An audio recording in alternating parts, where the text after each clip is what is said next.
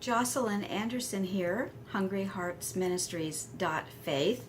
We are on day 7 of our 31-day Proverbs challenge. 31 days in the month of January, and most months, 31 chapters in the book of Proverbs.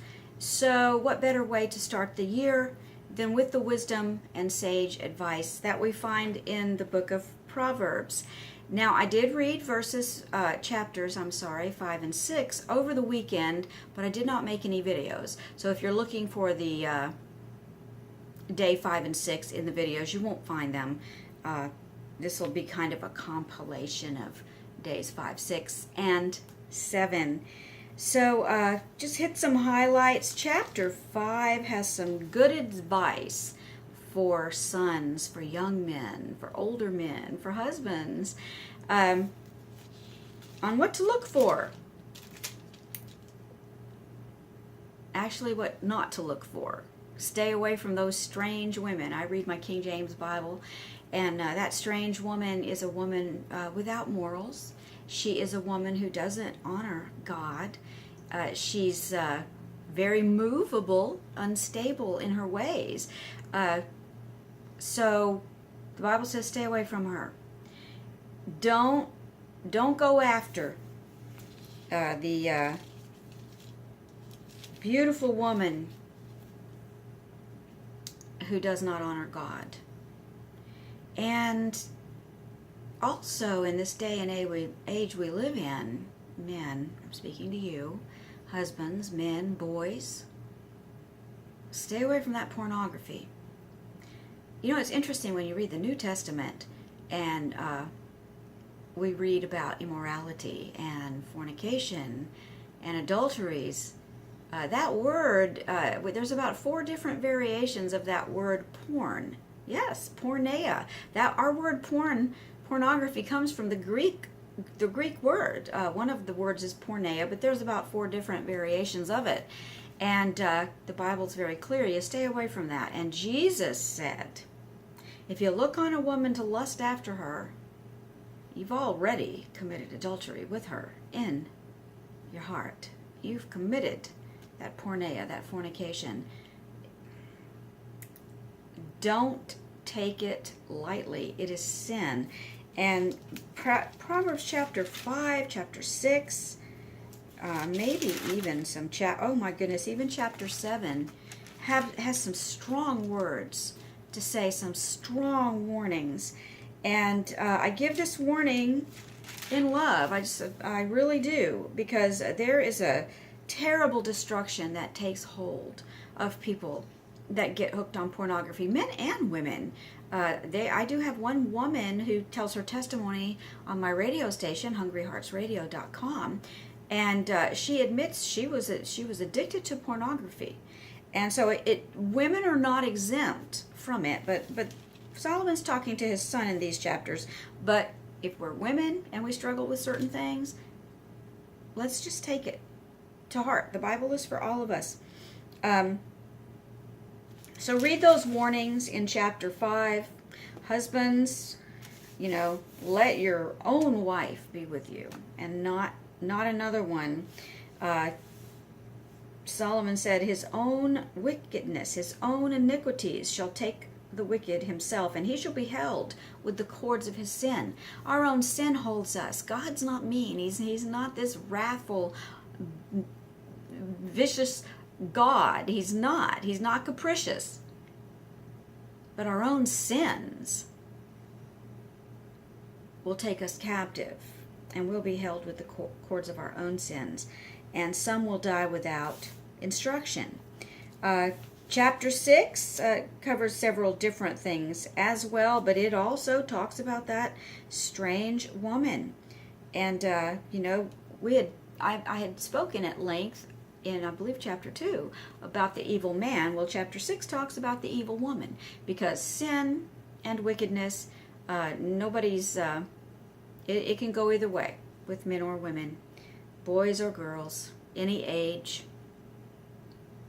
So let's not fall into the category of evil man or evil woman. Men, if you follow after that strange woman, it says, a wound and a dishonor shall you get, and your reproach shall not be wiped away.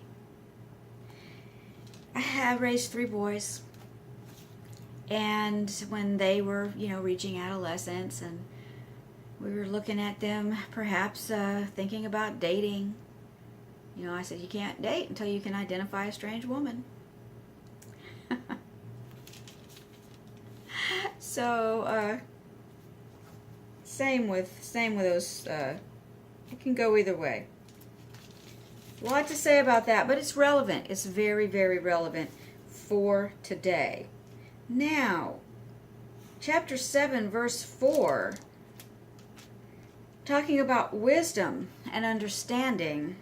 I just loved this. We know the Spirit of the Lord brought this one out because this was written in a time, we still have a lot of patriarchy today, a lot of androcentric thinking today, male-centered thinking. But when you read something like this in the Bible, it was the Spirit of God. Say to wisdom, thou art my sister. Call understanding my kinswoman. God does not think women are evil. Evil is as evil does, whether we're men or women. But I'm definitely not offended by these scriptures warning men to stay away from the strange women. Men, you need to do that. Boys, you need to do that. And say to wisdom, thou art my sister, and call understanding thy kinswoman. My goodness, here we have an ancient man writing down something that ancient men would never accept really as from God or reality. They accepted it because it came from Solomon, but it really came from the Spirit of God. Say to wisdom, thou art my sister. Haven't women been bashed for being simple and foolish? We see that in a lot of, I call it gender-biased English translation theology. Won't go into it in this one, but we'll get to it eventually if I do enough of these videos. Say to wisdom, you are my sister. Not my brother, my sister. You could be my brother too. But call understanding my kinswoman. Kinswoman in the Old Testament, kinsman, kinswoman, didn't necessarily mean a relative. It meant someone that was very close to us, someone that we were intimately acquainted with, and I'm not talking about sexually, I'm talking about close to, a confidant. God's secret counsel, his intimate counsel, is with the righteous. And so I just think that's very interesting in verse 4 there. And so go ahead and read through that, but there are some strong, strong warnings, men, about going after women, lusting after women, pornography. Stay away from it. He that goes after her, as an ox goes to the slaughter. Strong language, strong warning. She has cast down many wounded, and many strong have been slain by her. And Christians, male or female, we really need to surround ourselves as much as possible with the righteous. Not to say we just reject everybody and we cloister ourselves. That's not what we want to do. But for those we run with, for those we allow into our inner circles and our inner confidants, how can two walk together unless they be agreed? That goes for friends. It goes for husbands, wives. Let's look for people that love the Lord to be our friends and our confidants, and then we will be stronger and better equipped to reach out and love others, no matter who they are. I'm not saying reject everybody. Oh, they're an immoral person, I'm not going to talk to you or reach out to you. No, that's not what the Bible tells us to do. But we're not going to go after them to be our confidants and our closest friends, our lovers, our spouses. No, we're not going to do it. Chapter 7 pretty much was very short. and talked about that. Tomorrow is chapter 8, so I encourage you tomorrow, read Proverbs chapter 8. Leave your comments, your questions, any insights, inspirations. You know, we see something new every time. Really, I do. And I ponder these things that I've read so many times over the last 37 years. I ponder them anew every time I read through them because they're not old, they're not boring. But this is really, really good advice. Mostly for men, chapters 5 and 6 and 7. But women, it's definitely things that we can apply and we can reverse the situations for ourselves. I thank you so much for joining me. Please subscribe to my channel if you haven't already. I thank those that have. It's been many years, big gap. Hadn't been doing many YouTubes, and so within the past year I've done a few more, and now I'm doing some almost every day. So I'm hoping to win souls, make disciples, meet people. Let me know if my videos bless you. I love your comments. You don't always have to agree with me. That's fine.